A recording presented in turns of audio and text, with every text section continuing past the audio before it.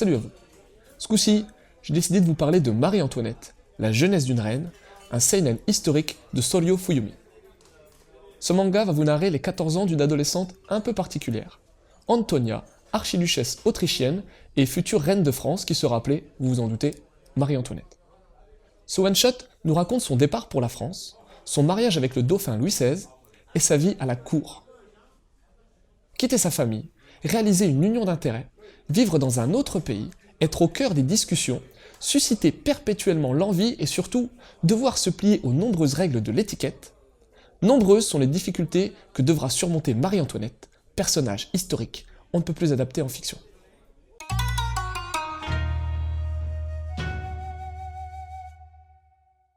Waouh, qu'est-ce que c'est beau! Ceux qui connaissaient le travail de Soryo sont au courant de la qualité de son trait, mais là, on est réellement face à une pépite de précision. Des personnages bien entendu, mais c'est leur emballage graphique qui explose aux yeux, avec des costumes hyper travaillés, mais surtout des décors bluffants de réalisme. La mise en case met bien l'accent sur les décors et donne un rythme lent et contemplatif qui sied parfaitement au titre. Les personnages bénéficient de nombreux gros plans, permettant d'apprécier à sa juste valeur le trait de la mangaka, même si on pourrait déplorer un certain manque de variété. Ouais, j'ai trouvé qu'il y avait trop de plans de face et pas assez de richesse dans les angles de vue. L'absence d'onomatopée renforce l'aspect peinture historique de ce titre. Glénat nous a mis au point un ouvrage de grand standing avec un papier plus épais et plus blanc qu'à l'accoutumée.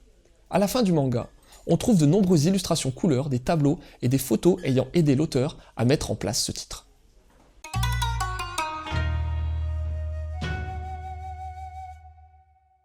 Si vous connaissez Soryo, vous savez que cette mangaka a depuis quelques années basculé du shoujo vers le seinen.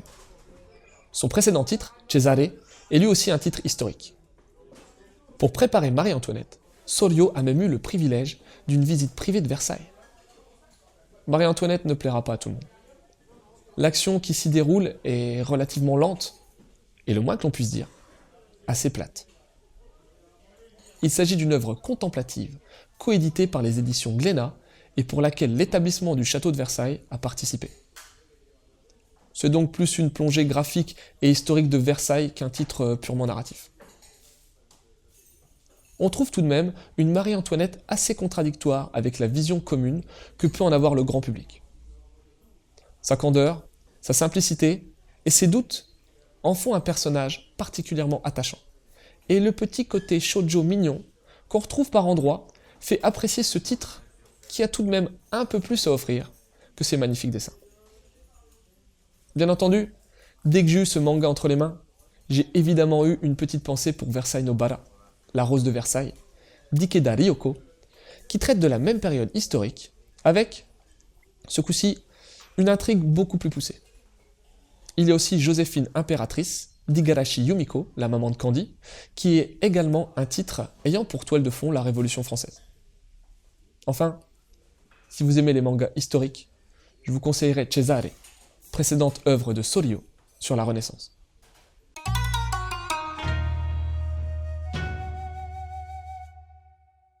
Au final, Marie-Antoinette, la jeunesse d'une reine, est un seinen historique de Soryo Fuyumi. Ce manga nous raconte l'arrivée d'Antonia, archiduchesse autrichienne, en France. Son destin est de se marier avec le futur roi de France. Marie-Antoinette sera alors confrontée à une vie qui n'est pas totalement celle qu'elle espérait. Elle devra faire face à de nombreux doutes avant de devenir la reine du peuple français.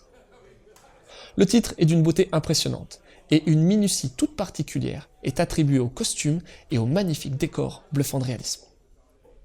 Le découpage est lent et contemplatif, permettant de s'immiscer parfaitement dans le château de Versailles. On regrettera tout de même des angles de vue trop répétitifs sur les personnages. Si vous cherchez une narration haletante, un titre qui vous fera frissonner, passez votre chemin. Par contre, si vous aimez l'histoire de France et la fin des temps modernes, ce titre est fait pour vous. Difficile de faire une plongée plus saisissante que ce manga. Le contexte est parfaitement retranscrit et on a une vision assez claire de ce que pouvait être la vie à Versailles. Le personnage de Marie-Antoinette est très humain et agréable avec son petit côté naïf. A noter que ce titre est né de la collaboration entre la Kodansha, Glénat et le château de Versailles. Un one-shot contemplatif qui remplit parfaitement son office de peinture historique sauce manga. Cette édition de grosse qualité est signée Glénat, on peut se la procurer pour 9,15 €. Sur ce, je vous dis bonne lecture et à la prochaine.